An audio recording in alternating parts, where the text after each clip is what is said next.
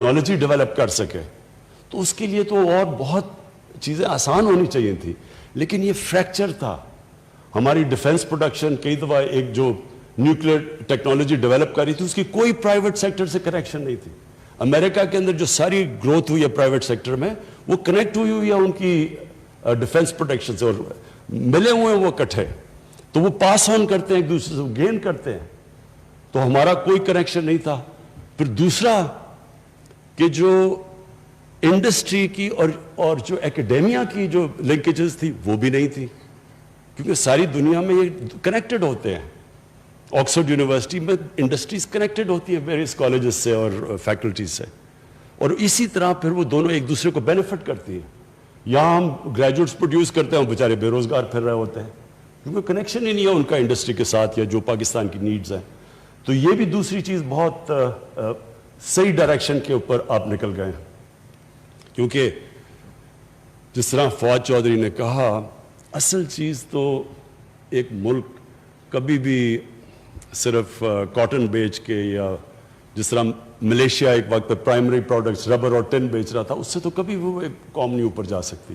قوم تو جب ویلیو ایڈ کرتی ہے اپنے پروڈکٹس پہ تو تب اوپر جاتی ہے.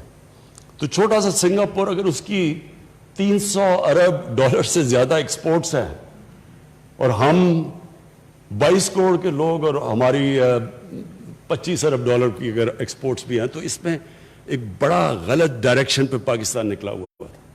تو اب یہ اس کو ڈائریکشن کو ٹھیک کرنا ہے اور مائنڈ سیٹ کو ٹھیک کرنا ہے.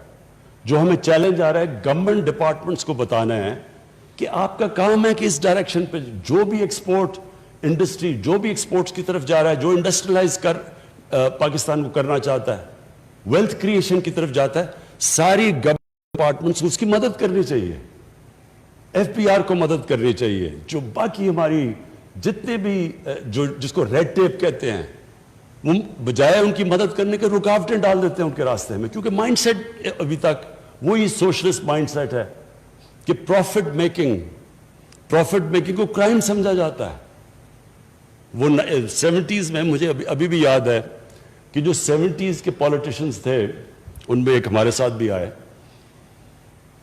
ہم نے جب پارٹی شروع کی تو مجھے وہ یاد ہے وہ اپنی تقریر شروع ہی کرتے تھے جاگیردار کو پہلے برا بھلا اور اس کے بعد سرمایہ کار کو برا بھلا.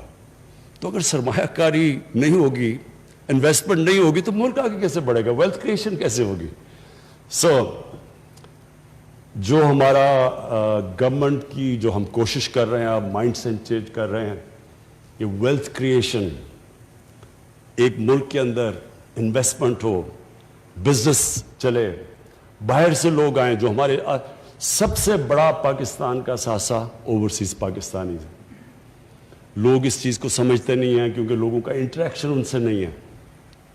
میرا سب سے پرانا انٹریکشن اوورسیز پاکستانی سے, جب میں کرکٹ کھیلتا تھا تب میں جب دنیا میں جاتا تھا تو پاکستانی آتے تھے جو وہاں باہر بیچارے, وہ سب سے زیادہ پیٹریوٹک پاکستانی ہے. وہ جب باہر جاتا ہے ملک, جب باہر کے معاشرے میں جب وہ رہتا ہے تو اس کو اپنے ملک کی زیادہ قدر ہو جاتی ہے. اور خاص طور پہ اب جو اسلاموفوبیا باہر, ان کو تو اور زیادہ قدر ہے پاکستان کی.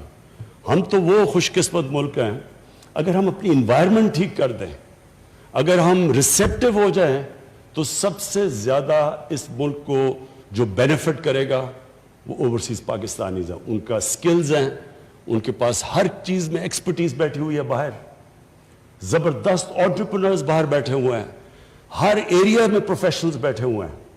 ہم نے صرف ایک ملک میں ماحول پیدا کرنا ہے تاکہ وہ واپس آئے. اور بدقسمتی سے جب ہماری گورنمنٹ شروع میں آئی تو مجھے بڑی افسوس ہوا کہ ہم وہ ماحول نہیں پیدا کر پائے. ایک دم آ گیا کہ جی یہ ڈیول نیشنل ہے, یہ تو جس طرح کوئی غدار ہو گیا. بھئی وہ ڈیول نیشنل کیوں بنا ہے؟ کیونکہ پاکستان کا بدقسمتی سے ہم نے اپنی فورن پالیسی اتنی بری طرح کنڈکٹ کی, ہمارا امیج اتنا برا تھا کہ ہر پاسپورٹ ٹریول کرنا مشکل ہو گیا تھا. تو ہم ان کو اس چیز پہ یہ نہ سمجھے, وہ لوگ ترستے ہیں پاکستان کے لیے, اور ان کے لیے صرف ہم نے ان کے لیے ہم نے صرف ایک انوائرمنٹ کریٹ کر دی ہے.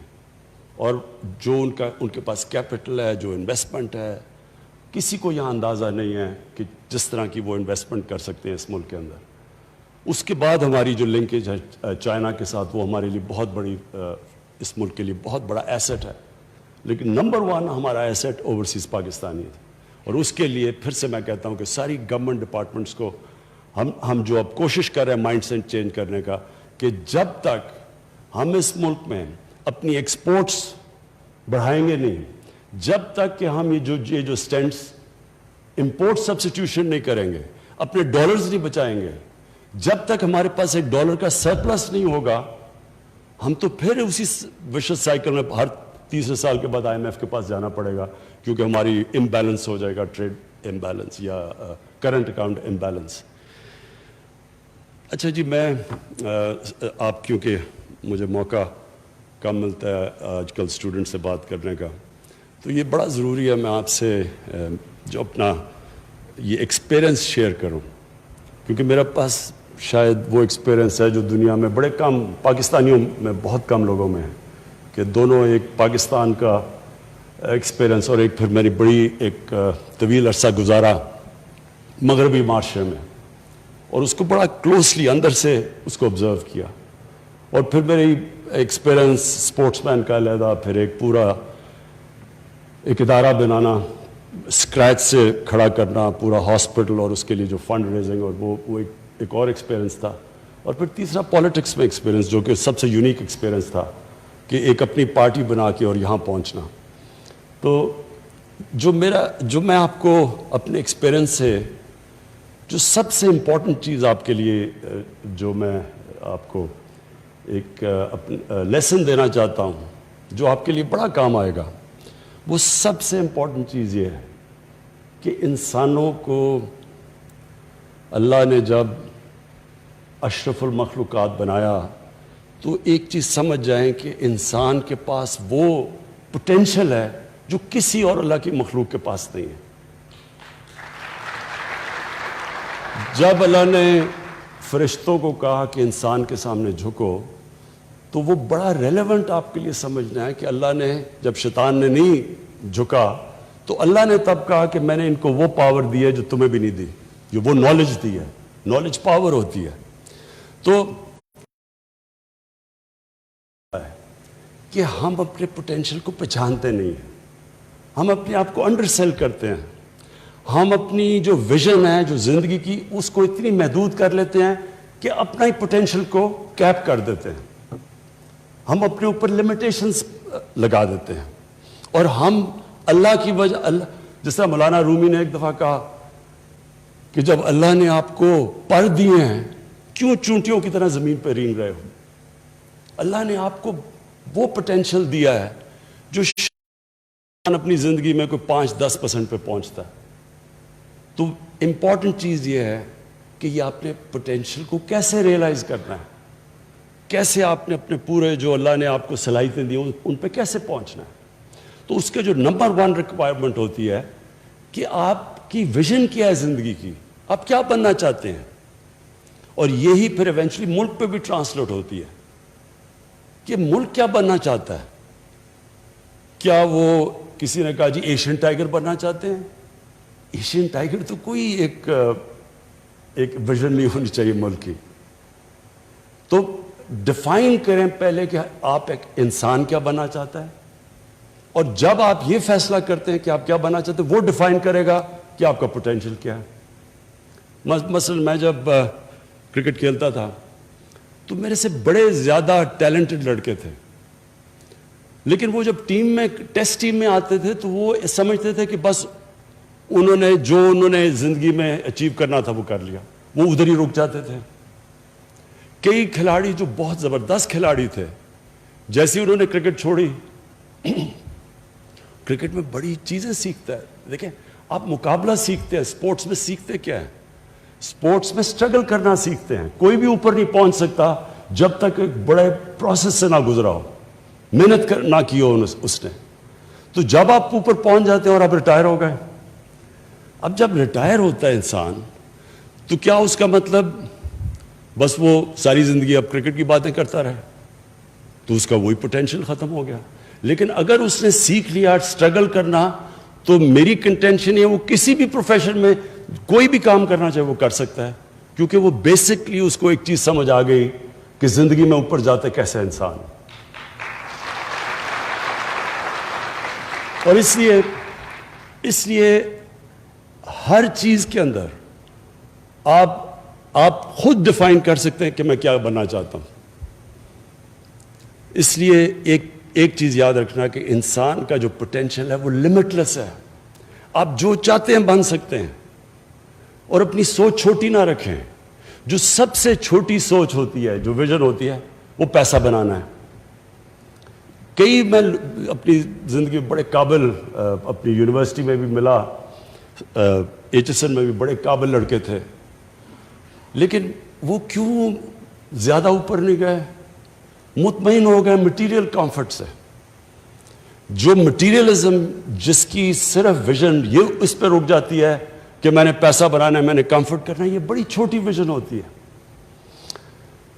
جو میرا نچوڑ ہے زندگی کا وہ یہ کہ ساری زندگی کا فلسفہ نماز کے اندر اس چیز پہ آ جاتا ہے جو آپ اللہ سے مانگتے ہیں کہ اللہ مجھے ان کے راستے پہ لگا جن کو تو نے نعمتیں بخشیں, ان کے نہیں جو غلط راستے اپنی تباہی کے راستے پہ چلے گئے.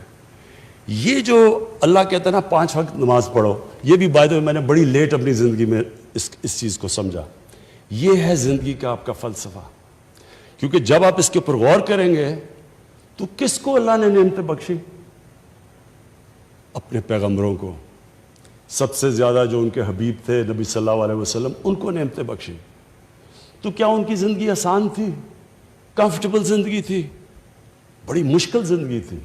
جیسے ہی اللہ نے ان کو کہا کہ پیغام دو دنیا میں جا کے, تو جیسے ہی وہ اللہ کے پیغمبر بنے ان کی زندگی تو مشکل ہوتی گئی. تو کیا ہم وہ مشکل زندگی مانگ رہے ہیں؟ وہ ہے. اور اس کے اندر جو دوسری چیز اب آتی ہے کہ ہم سب کیا چاہتے ہیں زندگی میں؟ خوشی چاہتے ہیں نا. ہم جو بھی چیز ہم سمجھتے ہیں پیسہ بنائیں گے تو ہمیں خوشی مل جائے گی, ہم سمجھتے ہیں کہ شادی ہوگی, بچے ہوں گے, خوشی مل جائے گی, ہم خوشی ڈھونڈ رہے ہوتے ہیں نا. تو یہ کیوں اللہ نے کہا ہے کہ ہم صرف ایک چیز مانگے نماز میں, ان کے راستے پہ لگاؤ جن کو تو نے نعمتیں بخشی. تو ان سارے پیغمبروں کے بڑے مشکل راستے تھے, اور سب سے بڑے جو اللہ نے سب سے زیادہ, جو اللہ کے سب سے قریب تھے انسان, ان کی تو آپ زندگی پڑھ لیں. جو 23 سال تھے نبوت کے بعد, وہ بڑے مشکل تھے ان کے لیے. لیکن اس سے کیا چیز اور سامنے آتی ہے کہ ہم جو خوشی ڈھونڈتے ہیں, ہم ڈھونڈتے ہیں جسمانی خوشیوں کے اوپر, پیسے سے اور جو بھی نشے سے. یہ ساری عارضی پلیجر سیکنگ کو ہم کنفیوز کر دیتے ہیں خوشی سے. خوشی آتی ہے جب آپ کی روح خوش ہوتی ہے. روح آپ کی تب خوش ہوتی ہے, روح کنیکٹڈ ہے اللہ کے ساتھ, اس لیے روح آپ کی تب خوش ہوتی ہے جب اس راستے پہ چلیں جن کو اللہ نے نعمتیں بخشی. یہ ایکچولی میری ساری زندگی کا یہ تجربہ یہ ہے کہ ہم ڈھونڈتے ہیں خوشی غلط جگہ. ہم جب شروع میں یہاں فلمیں دیکھتے تھے, ویسٹرن فلمیں, جب میں پہلی دفعہ انگلینڈ گیا تو ہماری عجیب کانسیپٹ تھے خوشی کے, کہ خوشی کیا ہے, یاٹ پہ جا رہے ہیں سمندر میں, یہ بڑی خوشی ہے جناب. بیچ پہ وہ ہم تو یہ دیکھتے تھے نا, ہم نے تو فلموں میں دیکھا ہوتا. تو جب ہم بیچ پہ پہنچے کرکٹ کی وجہ سے, تو ہم نے دیکھا ہم پاگل ہو گئے. گرمی کے اندر ہم لیٹے ہوئے ہیں, ہم یہاں 6 مہینے گرمی سے بچتے ہیں, ادھر ہم گرمی میں لیٹے ہوئے ہیں کہ جناب, کیونکہ ہم نے سنا تھا یہی ہے خوشی کا طریقہ. یا پھر وہ کشتی پہ جاؤ جی, یاٹ کے اوپر ہالیڈیز, وہ بھی جب گئے مجھے تو سی سکنس ہو گئی دوسرے دن. تو ہم خوشی جو سمجھتے ہیں کہ جدھر خوشی ہے ادھر نہیں ہے.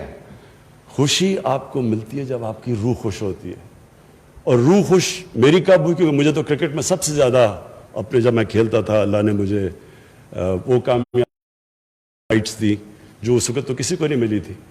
لیکن جب شوکت خانم کینسر ہاسپٹل کا دروازہ کھلا پہلے دن, میں آپ کو بیان نہیں کر سکتا کہ جو مجھے خوشی تب ملی.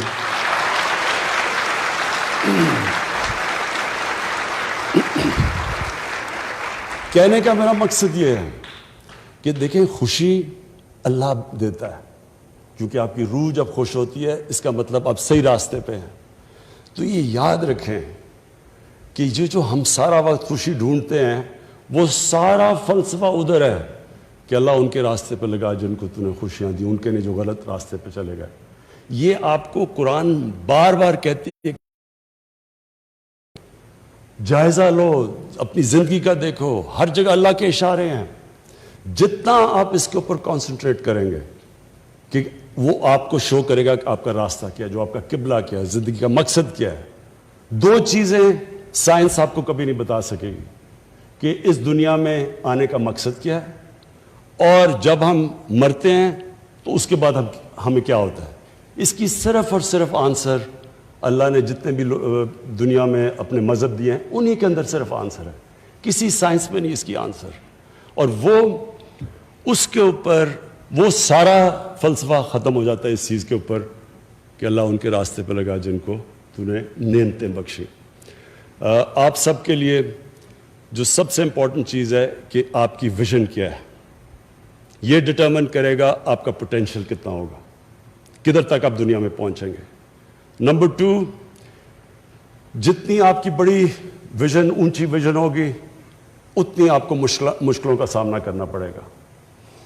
زندگی جب آپ سٹرگل کر رہے ہوتے ہیں اور جب آپ بڑی کسی بھی ویژن کی طرف جا رہے ہوتے ہیں، کبھی اسٹریٹ لائن میں زندگی نہیں جاتی، ہمیشہ سائیکلز میں جاتی ہے. جو آپ کو آپ کی کامیابی وہ ڈپینڈ کرے گی کہ آپ دونوں اوپر اور نیچے سائیکل پہ آپ کیسے ریئیکٹ کرتے ہیں. جو اوپر کے سائیکل کے اوپر کمپلیسنٹ ہو جاتا ہے اس کا مطلب کہ اس کا نیچا سائیکل زیادہ ہو جاتا ہے. اور جو نچلے سائیکل کے اوپر جب برا وقت ہوتا ہے اس میں سیکھتا ہے، سول سرچنگ کرتا ہے، اپنی غلطیوں کا جائزہ لیتا ہے، پھر محنت کر کے پھر جب آتا ہے تو اس کا سائیکل وہ اور اوپر چلا جاتا ہے. اس طرح دنیا کی زندگی کی سٹرگل جاتی ہے. جو نچلے سائیکل کے اوپر ڈیمورلائز ہو جاتا ہے، بڑے بڑے بزنسز میں نے اپنی زندگی میں دیکھے، جب ان کو لاس ہوا، جب بزنس میں پرابلمز آئے تو انہوں نے شارٹ کٹ لے لی، انہوں نے فراڈ کر دیا بچنے کے لیے. تو جب آپ نچلے سائیکل کے اوپر ڈیمورلائز ہو جاتے ہیں، آپ کوئی فراڈ کرتے ہیں، وہ آپ کی زندگی کا پوٹینشیل ختم ہو جاتا ہے. اس کا مطلب کہ آپ اوپر نہیں واپس آ سکتے. تو جو نچلے سائیکل کے اوپر جب مشکل وقت ہوتا ہے اس میں صبر کرتا ہے. اللہ قرآن میں کہتا ہے کہ میں تمہیں بار بار آزماؤں گا. اللہ کی آزمائش بار بار آتی ہے. نبی صلی اللہ علیہ وسلم کے اوپر کتنی آزمائشیں آئیں، تو کبھی کسی نے آپ ان کی کتنی بھی لائف ہسٹری پڑھیں، کبھی کسی نے ان کو ڈیمورلائز دیکھا، کبھی کسی نے ان کو دیکھا کہ وہ ڈپریس ہو گئے ہیں. وہ ہر آزمائش کو لیتے تھے اللہ کی طرف سے، اور پھر جو مقام اللہ نے ان کو دیا، تو کسی نے بھی، آپ چاہے اسلام کے آپ مسلمان ہیں یا نہیں، دنیا کی تاریخ میں کسی انسان کو وہ مقام ملا نہیں، نہ مل سکتا ہے جو نبی صلی اللہ علیہ وسلم کو ملا. اور اس کی وجہ ہے، اور اسی لیے قرآن کے اندر ہمیں کہا گیا کہ ان کی زندگی سے سیکھو، ان کی سنت پہ چلو. یہ بھی بڑا امپورٹنٹ ہے آپ کے لیے سمجھنا. میں نے کئی دفعہ لوگوں سے بات کرتا ہوں اس چیز کی، تو لوگ مجھے کہتے ہیں کہ جی وہ تو اللہ کے پیغمبر تھے، تو ہم ان کی زندگی کیسے ہم ان کو کیسے فالو کر سکتے ہیں. قرآن نے اس لیے ہمیں کہا ہے، اللہ کو نہیں پتا وہ ان کے پیغمبر تھے، لیکن اللہ نے ہمیں کہا ہے کہ ان کی زندگی پہ چلو، ان کی زندگی سے سیکھو، ان کی سنت پہ چلو. مطلب اس کا یہ ہے کہ اگر آپ نے اوپر جانا ہے تو ان کی زندگی سے سیکھو، کیونکہ وہ ایک رول ماڈل ہے، ان کو اپنا رول ماڈل بناؤ. ہم ان کو صرف یعنی جو نیگیٹو سائڈ ہے سیکولرزم کی، ہم یہ کیا کر دیتے ہیں کہ اس کو دین کے اندر ساری نبی صلی اللہ علیہ وسلم کی زندگی اور قرآن کو دین کی طرف کر دیتے ہیں، اپنی زندگی کو علیحدہ کر دیتے ہیں. یہ ہمارا سب سے بڑا پرابلم ہے. وہ ہماری ڈیلی زندگی کے اندر لیسنز آتے ہیں. جتنی آپ ان کی زندگی اسٹڈی کریں گے، آپ کو ہر وقت زندگی کے اندر وہ ڈائلیماز ہوں گے. 5 وقت کی نماز کیوں ہے؟ کیونکہ دن میں، مجھے کئی دفعہ دن میں کتنی دفعہ ہوتا ہے کہ 2 راستے آ جاتے ہیں. اس راستے پہ جانا ہے یا اس راستے پہ جانا ہے. کئی دفعہ آپ کو یہ پرابلم، آپ کو ہر وقت جتنی آپ سٹرگل کرتے رہیں گے آپ کے سامنے دو راستے آ جائیں گے، اور وہی ہوتا ہے آپ کی کامیابی یا آپ کی فیلئر کے راستے. وہی ہے کہ ان کے راستے جن کو نعمتیں بخشی، یا وہ راستے پہ چلے جاؤ جو آپ کی تباہی کا راستہ ہے. اور پھر ایک قرآن کی آیت ہے کہ کئی چیزوں کو جو آپ اچھا سمجھتے ہیں وہ آپ کے لیے بری ہیں، اور جن کو آپ برا سمجھتے ہیں آپ کے لیے اچھی ہیں. اس پہ بھی جب آپ غور کریں گے تو آپ سمجھیں گے کہ ہمارے سامنے ہمیشہ ٹیمپٹیشن ہوتی ہے آسان راستہ لے لو. کئی دفعہ ٹیمپٹیشن آتی ہے کہ کون سٹرگل کرے سارا وقت، صبح اٹھو وہ سارے ڈاکو کٹھے ہو کے کبھی کچھ کریں کبھی کریں. آسان راستہ لے لو، کمپرومائز کر دو، ان کو معاف کر دو، ان کو NRO دے دو. آسان راستہ ہے، زندگی آسان ہو جائے گی، چپ کر کے آرام سے ہم بھی پارلیمنٹ میں تقریریں کریں گے، 4-3 سال گزر جائیں گے. لیکن یہ تباہی کا راستہ ہے. یہ یاد رکھیں کہ جو آپ کی بہتری کا راستہ ہے وہ ہمیشہ آسان نہیں ہوتا. اس میں بڑے فیصلے کرنے پڑتے ہیں، مشکل فیصلے کرنے پڑتے ہیں، اور وہی مشکل فیصلے آپ کو اوپر لے کے جاتے ہیں. تو آپ کو اللہ نے بڑی زبردست اپرچونٹی دی ہے. نسٹ کی جو بھی ریکٹر صاحب آپ نے باتیں کی، مجھے بڑی خوشی ہوتی ہے کہ ہماری ایک یونیورسٹی کوالٹی کی یونیورسٹی بن رہی ہے، اور اتنے تھوڑے ٹائم میں، کیونکہ 29-30 سال تو کوئی زندگی نہیں ہے ایک یونیورسٹی کی. اس کے اندر ایک ماشاءاللہ آپ کی سٹینڈرڈز آ رہی ہیں، آپ نئی چیزیں کر رہے ہیں، آپ ہوپ دے رہے ہیں ملک کو. آپ کو دیکھتے دیکھتے اب اور بھی یونیورسٹیز کوشش کریں گی، ان کی بھی لنکیجز انشاءاللہ ہم کریں گے انڈسٹری کے ساتھ، تاکہ وہ بھی محنت کریں اور وہ بھی اپنے ڈیولپ کریں، نئی چیزیں کریں. تو آپ ایک راستہ بھی دے رہے ہیں باقی ایکیڈیمک انسٹیٹیوشنز کو، اور مجھے یہ بڑی خوشی ہے. مجھے یہ بڑی خوشی ہے کہ یہ آپ یہ ٹریل بلیز کر رہے ہیں باقی ایکیڈیمک انسٹیٹیوشنز کے لیے. اور میں آپ کو یہ ایشور کرتا ہوں کہ ہماری گورنمنٹ پوری آپ کی سپورٹ کرے گی، ساری ایک ہائر ایجوکیشن کی، نالج اکانومی کی، بلکہ ایجوکیشن کی ہم پوری سپورٹ کریں گے. ہمارا جیسی ہمارے، اور انشاءاللہ ملک صحیح راستے پہ نکلا ہوا ہے، جیسے ہمارے فائنینشیل حالات بہتر ہوتے جائیں گے، جو ہم ویلتھ کریٹ کرنے کی کوشش کر رہے ہیں، جیسی ہماری ملک میں ویلتھ کریشن ہوگی، تو نمبر 1 پرائرٹی ہماری ہوگی نالج اکانومی کی طرف. اپنے ایجوکیشن کے اوپر، ہائر ایجوکیشن پہ، ریسرچ پہ ہم میکسیمم اپنی توجہ دیں، تاکہ وہ اتنا بڑا ہمارا پوٹینشیل ہے. ہمارا سیکنڈ ینگسٹ پاپولیشن ہے، انٹرپرائزنگ لوگ ہیں ہمارے. ہمیں اگر ایکسپرٹیز چاہیے تو ہمارے اوورسیز پاکستانیز بیٹھے ہوئے ہیں، ہر قسم کی ہم ایکسپرٹیز اٹریکٹ کر سکتے ہیں واپس پاکستان میں. ہم نے جب شوکت خانم کینسر ہاسپٹل بنانے شروع کیا تو سب نے مجھے کہا نہیں بن سکتا، کیونکہ انہوں نے کہا ایک اسپیشلسٹ کینسر ہاسپٹل کے لیے آپ کو ایکسپرٹیز چاہیے، پاکستان میں نہیں ہے. جس طرح مڈل ایسٹ کے اندر جتنے بھی کینسر ہاسپٹلز ہیں ان کے اندر ایکسپرٹیز ساری باہر سے دنیا فارنرز آ کے کام کرتے ہیں. لیکن ہم کیوں بنا سکے؟ کیونکہ ہمارے پاس باہر ہر قسم کے ایکسپرٹس بیٹھے تھے، ڈاکٹرز بیٹھے تھے. جیسے ہم نے ان کو انوائرمنٹ دی وہ پاکستان آ گئے، اور انہوں نے وہ ایک کامیاب ہاسپٹل چلا دیا، جو کہ آج دونوں شوکت خانم کو ایک انٹرنیشنل ایکریڈیٹیشن ہے جوائنٹ کمیشن انٹرنیشنل کی. یہ دنیا میں سرٹیفائی کرتے ہیں ہاسپٹلس کی کوالٹی. تو 4 پاکستان میں ہاسپٹلز ہیں جو جوائنٹ کمیشن انٹرنیشنل کے سرٹیفائڈ ہیں. 2 ان میں سے شوکت خانم لاہور اور پشاور ہے.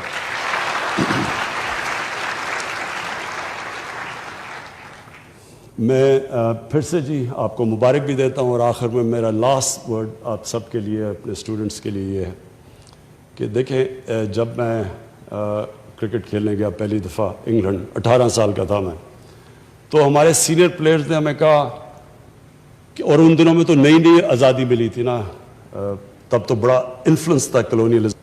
تو انہوں نے کہا کہ دیکھو انگریز سے تو جیتنا کا سوال ہی نہیں پیدا ہوتا، ہم اگر عزت سے ہار کے آگے تو بہت بڑی کامیابی ہوگی. اب یہ سوچیں کہ 18 سال کا لڑکا وہ بڑے خواب دیکھ رہا تھا، اور انہوں نے آگے سے کہتے کہ جی عزت سے ہار گئے تو بہت بڑی کامیابی ہوگی. تو مائنڈ سیٹ تھا. اور وہ 10 سال تک جب میں کرکٹ کھیلتا رہا، ہماری ٹیمیں اچھی بھی ہو گئی، ہم جیتے ہوئے میچ ہار جاتے تھے، کیونکہ ہمارے میں سیلف بلیف ہی نہیں تھا. ہم اپنے آپ کو بلیو ہی نہیں کرتے تھے کہ ہم جیت سکتے ہیں. اور جب اس کے بعد ہماری جو 80s کے اندر ٹیمیں آئیں وہ اتنی اچھی ٹیمیں نہیں تھی. جو کرکٹ جانتے ہیں 70s میں ہماری زیادہ کوالٹی کے پلیئرز تھے 80s کے بنسبت, لیکن وہ ٹیم اس لیے جیتنا شروع ہو گئی, اس کا مائنڈ سیٹ چینج ہو گیا, سیلف بلیف آ گیا کہ ہم جیت سکتے ہیں. اسی طرح پاکستان میں ہمیں ایک سیلف بلیف چاہیے کہ ہم سب کچھ پروڈیوس کر سکتے ہیں, ہمارے میں ابیلٹی ہے, ٹیلنٹ ہے, سب کچھ ہے, لیکن سیلف بلیف نہیں ہے. اور سیلف بلیف آپ کے انڈیویجولس کے لیے اسٹرگل سے آتی ہے. جب آپ ایک نچلے سائیکل سے پھر اوپر اٹھتے ہیں آپ کے اندر کانفیڈنس آ جاتا ہے کہ میں مقابلہ کر سکتا ہوں مشکل وقت کا. جیسے جیسے آپ یہ سائیکل سے اوپر جاتے جاتے ہیں آپ میں ایونچولی سیلف بلیف آ جاتی ہے. سیلف بلیف یہ ہوتی ہے کہ جو بھی مشکل آئے گی میں اس کا مقابلہ کر سکتا ہوں. اور وہ ہوتی ہیں پھر ایک وننگ سوچ آ جاتی ہے. وہ ایک قوم میں آ جائے قوم اٹھ جاتی ہے, وہ ایک انڈیویجول میں آ جائے وہ اوپر آ جاتا ہے. یہ جو ایک کرکٹ ٹیم میں آ جائے اس کو کوئی ہرا نہیں سکتا جب اس اپنے آپ اندر بلیو کرنا شروع کرتی ہے. یہ ہماری کوشش کہ پاکستانیوں کا مائنڈ سیٹ چینج کریں, کہ اپنے اندر بلیو کریں کہ کوئی بھی ہم دنیا کا کوئی بھی ہمارے سامنے آئے ہم سب کا مقابلہ کر سکتے ہیں. بہت بہت شکریہ.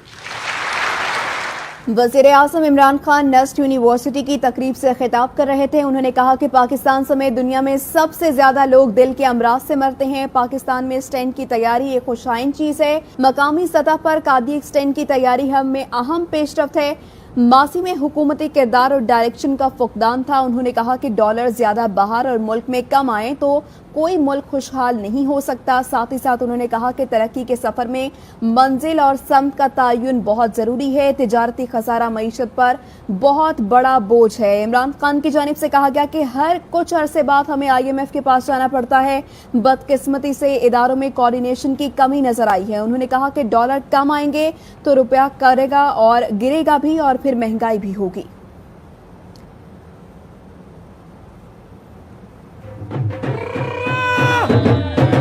سب ایک ہو جائیں. 16 اکتوبر کو عوام کا سمندر امڑے گا. حکومت کے دل تھوڑے. عمران خان کو گھبرانا پڑے